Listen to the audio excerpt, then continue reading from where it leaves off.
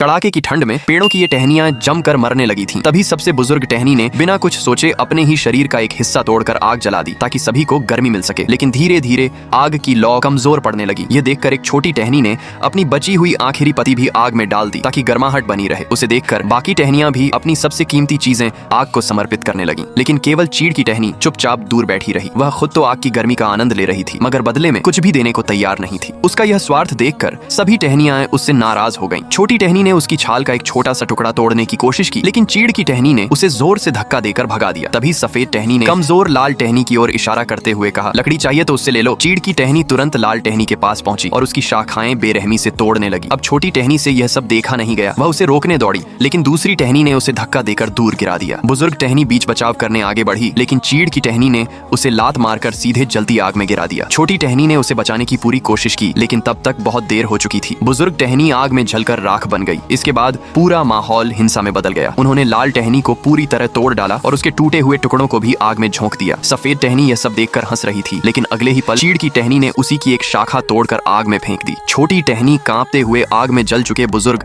टहनी के काले पड़ चुके चेहरे को देखती रही। उसकी आंखों से आंसू चुपचाप बह निकले। फिर उसने राख में पड़ा बुजुर्ग टहनी का एक जला हुआ टुकड़ा उठाया और चीड़ की टहनी की ओर बढ़ गई। चीड़ की टहनी अभी भी आग की गर्मी में मग्न थी। अचानक उसे अपनी आंखों के सामने बुजुर्ग टहनी का चेहरा दिखाई दिया। अगले ही पल एक जोरदार टक्कर हुई। छोटी टहनी ने अपनी पूरी ताकत से चीड़ की टहनी को धक्का दिया और उसे सीधे जलती आग में गिरा दिया। चीड़ की टहनी दर्द से चीखती रही और कुछ ही देर में बाकी सबकी तरह आग में जलकर खाक हो गई। अब वहां केवल छोटी टहनी बची थी। वह अकेली आग के सामने बैठी बुझती हुई लपटों को देर तक निहारती रही। आग तो अभी भी जल रही थी, लेकिन जिसने सबसे पहले यह आग जलाई थी वह अब कभी वापस नहीं आएगा। आपको क्या लगता है, यह आग आखिर कब तक जलती रहेगी?